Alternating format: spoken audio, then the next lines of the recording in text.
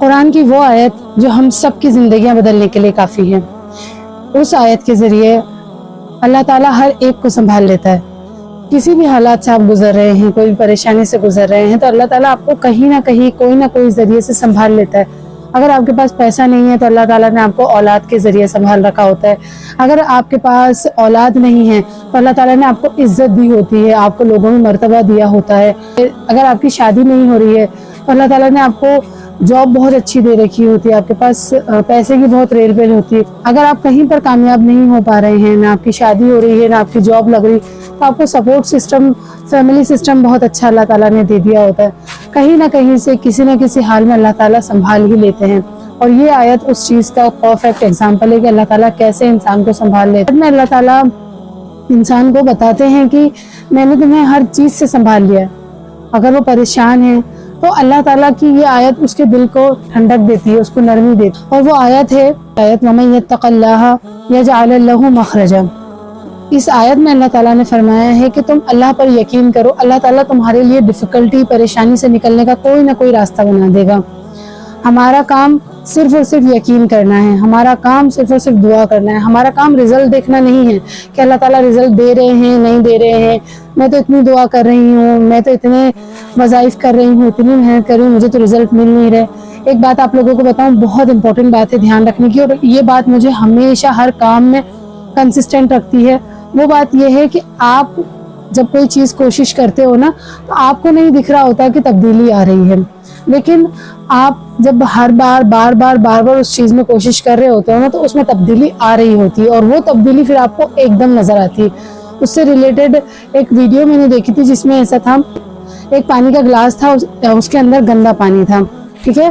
اب اس کے اندر ایک آدمی ہے جو کہ تھوڑا تھوڑا ڈراپ کر کے صاف پانی ڈال رہا ہے۔ اب بہت دیر تک صاف پانی ڈالنے کے باوجود بھی اس میں کوئی تبدیلی نہیں آتی ہے پانی میں، تو کیا وہ صاف پانی اس کو نہیں ڈالنا چاہیے؟ وہ تو سوچے گا کہ یار میں نے اتنی بار صاف پانی ڈال دیا، یہ تو پانی تبدیل ہی نہیں ہو رہا ہے۔ لیکن بہت زیادہ ٹرائی کرنے کے بعد ایک لاسٹ ڈراپ ایسا ہوتا ہے، ایک لاسٹ سپ ایسا ہوتا ہے کہ جب وہ پانی میں ڈالتا ہے تو وہ پورا پانی چینج ہو جاتا ہے، وہ گندے پانی سے صاف پانی میں ہو جاتا ہے۔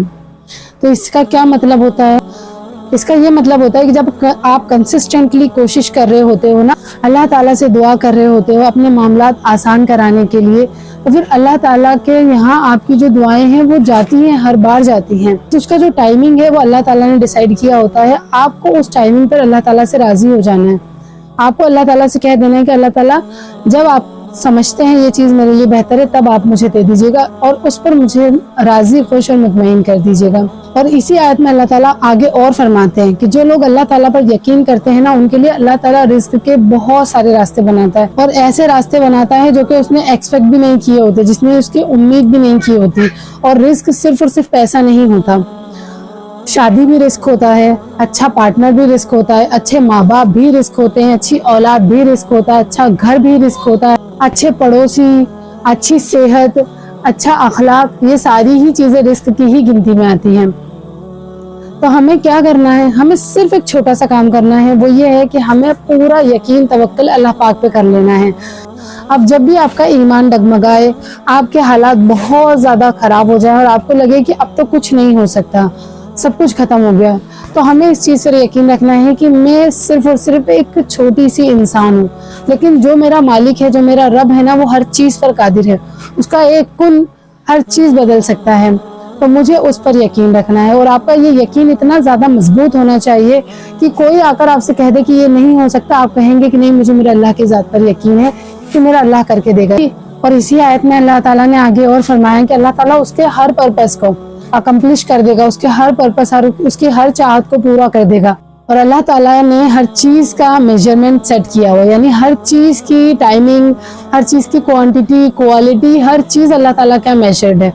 آپ کے پاس کیسا انسان آئے گا، کس انسان سے آپ کی شادی ہوگی، اس کے اخلاق کیسے ہوں گے، اس کے لکس کیسے ہوں گے، اس کی فائنینشیل کنڈیشن کیسے ہوگی، ہر چیز اللہ تعالیٰ کا میجرڈ ہے۔ تو اسی لیے ہمیں اللہ تعالیٰ کی ذات پر یقین کرنا ہے، اور اتنا یقین کر لینا ہے کہ اللہ تعالیٰ پھر ہمیں وہ چیز عطا کر دیں۔ اور ایک چیز اور یہاں پر بتا دوں آپ لوگوں سے کہ جب بھی اللہ تعالیٰ سے کوئی چیز مانگے تو اس میں اللہ تعالیٰ کی رضا ضرور مانگیے، اللہ تعالیٰ کا اس میں یہ مانگیے کہ اللہ تعالیٰ آپ کی رضا پر میں راضی ہو جاؤں، ہے نا، کیونکہ ہم غلام ہیں، ہم بندے ہیں، ہمیں ایکسیپٹ کرنا آنا چاہیے. اگر ہم ایکسیپٹ نہیں کر رہے ہیں، ہم کوئی چیز سے اڑے ہوئے ہیں کہ نہیں اللہ مجھے وہی لڑکا چاہیے، وہی لڑکی چاہیے، اگر وہ خراب ہے تو اس کو اچھا کر کے دے دیجئے، ایسا کر کے دے دیجئے، اس کو ویسا کر کے دے دیجئے، تو یہ اللہ تعالیٰ جاننے والے ہیں کہ اس کی بات کی کنڈیشن کیسی ہوگی. اب جیسے ایک لڑکی کا میرے پاس میسج آیا تھا، انہوں نے کہا تھا، انہوں نے مسئلہ مجھ سے پوچھا تھا، تو میں آپ کو بتاتی ہوں. وہ کہتی ہیں کہ ان کی کسی سے انگیجمنٹ ہوئی تھی، جو ان کی لو میرج کی انگیجمنٹ تھی، لیکن وہ جو لڑکی تھی نا، ان کے پاس میں کوئی کچھ چیزیں ہوئی تھی جو وہ کسی سے شیئر نہیں کرنا چاہتی تھی، لیکن کہیں سے وہ چیزیں ان کے فیانسے کو پتہ چل گئی کہ اس کا پاسٹ ایسا تھا. اب اس فیانسے نے ان کے ساتھ منگنی توڑ دی. انہوں نے مجھے میسج کیا کہ سسٹر میری اس طرح سے چیزیں ہوئی تھی، منگنی بھی ہو گئی تھی، ہماری لو میرج تھی، لیکن ہماری منگنی ٹوٹ گئی. تو کیا مجھے اس انسان کو مانگنا چاہیے اپنی دعاؤں میں؟ اور میں چاہتی ہوں کہ وہ جو میں نے غلطی کی تھی میں اس پہ بہت شرمندہ ہوں، اور میں چاہتی ہوں کہ وہ یہ ساری چیزیں بھول جائے، وہ مجھے معاف کر دے. تو میں نے ان کو پہلے مشورہ دیا کہ جی ہاں آپ بالکل مانگ سکتے ہو، لیکن اس کے بعد میں نے ان کو ایک چیز اور بتائی. میں نے ان سے کہا کہ آپ بالکل ان کو دعاؤں میں مانگ سکتے ہو، لیکن ایک چیز آپ خود اپنے دماغ سے سوچو کہ جو انسان آپ کی ایک غلطی جو کہ آپ کی پاسٹ میں ہوئی تھی، جس کے لیے آپ شرمندہ بھی ہو، اس کے لیے آپ کو معاف نہیں کر رہا ہے، تو آنے والے زندگی میں جب آپ اس کے ساتھ زندگی گزارو گے تو بہت ساری چیزیں ایسی ہوں گی جس میں غلطیاں ہوتی ہیں انسان سے. ہر انسان غلطیوں کا پتلا ہے نا. تو جب آپ سے کوئی غلطی ہوگی تو وہ انسان تو پھر آپ کو معافی نہیں کرے گا. پھر آپ خود سوچو کہ آپ کے آنے والی میرڈ لائف کیسی ہوگی. جو ایک چھوٹی سی غلطی آپ کی معاف نہیں کر پا رہا ہے، ابھی تو شادی نہیں ہوئی ہے، ابھی اس کا آپ کے اوپر کوئی حق نہیں ہے، اس کے باوجود وہ آپ کو معاف نہیں کر رہا ہے، تو شادی کے بعد تو بہت ساری چیزیں ایسی ہوتی ہیں جس میں ہر انسان کو درگزر کر کے چلنا پڑتا ہے، چاہے وہ ہسبینڈ ہو یا وائف ہو، ہے نا. تو اس پر ان سسٹر نے یہ بات کہی کہ سسٹر آپ نے بہت اچھا مشورہ دیا.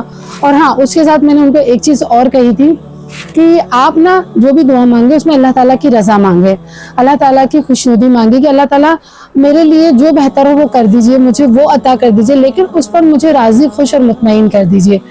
کیونکہ اللہ تعالیٰ ہمیں ہمارے لیے بیسٹ دے دیتے، جو ہمارے لیے سب سے بیسٹ ہوتا ہے نا، اللہ تعالیٰ ہمیں وہی دیتے، لیکن ہماری ضد ہوتی ہے نہیں مجھے تو وہی چاہیے، مجھے تو وہی چاہیے. تو جو ہمارے پاس اچھا ہوتا ہے نا اس کی بھی ہم قدر نہیں کر پاتے، ہم اس کو بھی گوا دیتے ہیں. تو اسی لیے اللہ تعالیٰ کی رضا جب آپ مانگ لیں گے، آپ اللہ تعالیٰ سے اپنی خوشی مانگ لیں گے، تو یہ جو لوگ ڈپریشن میں جا رہے ہیں نا وہ پھر آپ نہیں جائیں گے. کیوں؟ کیونکہ ڈپریشن میں لوگ کیوں جا رہے ہیں؟ کیونکہ ان کو جو چاہیے وہ مل نہیں رہا ہے. اب جو ملا ہے اس پہ بھی تو شکر کرنا ضروری ہے نا. ابھی جو اپنے پاس ہے، جو ہمارے اندر ہے، اس کے لیے بھی تو تھینکفل ہونا ضروری ہے. تبھی تو پھر آپ وہ دوسری چیزیں بھی اٹریکٹ کر پائیں گے جو آپ کو چاہیے. اب آپ کے پاس جو پہلے سے ہے آپ اسی کا شکر نہیں کر رہے تو پھر آپ دوسری چیزیں کیسے اٹریکٹ کریں گے؟ کیونکہ یہ تو اسلام میں بھی ہے، ہمارے اللہ تعالیٰ نے فرمایا ہے کہ تم شکر کرو میں تمہیں بڑھا کے دوں گا. اور یہی چیز لا آف اٹریکشن میں بھی بتائی جاتی ہے کہ تم جس چیز کو پانا چاہتے ہو اس کے لیے گریٹفل ہو جاؤ، اس کے لیے ایسے ہو جاؤ کہ جیسے تمہارے پاس وہ چیز موجود ہے، تمہیں وہ چیز بہت زیادہ ماترا میں مل گئی ہے، تو تمہیں پھر وہ چیز اپنے آپ تمہارے پاس آنے لگے گی. تو اسی لیے اللہ تعالیٰ پر اندھا یقین، اندھا توکل کیجیے، اور اسی کے ساتھ اللہ تعالیٰ کا جو اللہ تعالیٰ نے آپ کو عطا کیا اس پر بہترین شکر ادا کیجیے. اب میں اس آیت کا آپ کو ایک وظیفہ بتا دیتی ہوں کہ آپ کبھی بھی کسی بھی کام کے لیے اس وظیفے کو پڑھیں گے تو انشاءاللہ آپ کا یہ کام بن جائے گا. اوکے، تو اس وظیفے کو آپ کو ہر 5 نماز کے بعد کرنا ہے بغیر کسی سے بات کیے. سب سے پہلے آپ نے 3 مرتبہ درود شریف پڑھنی ہے.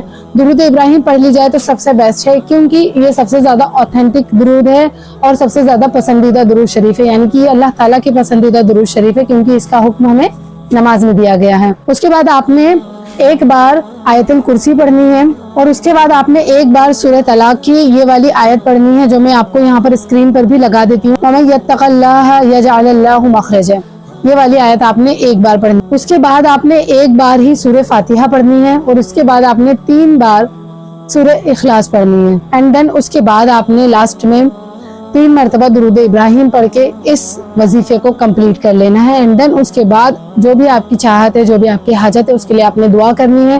انشاءاللہ اللہ تعالیٰ کی ذات سے امید ہے کہ اللہ تعالیٰ آپ کی دعا ضرور قبول کریں گے. اوکے، تو اپنے یقین کو مضبوط رکھیے، اپنی دعاؤں میں بہت آگے بڑھیے، اللہ تعالیٰ سے اپنا تعلق بہت بہتر کیجیے.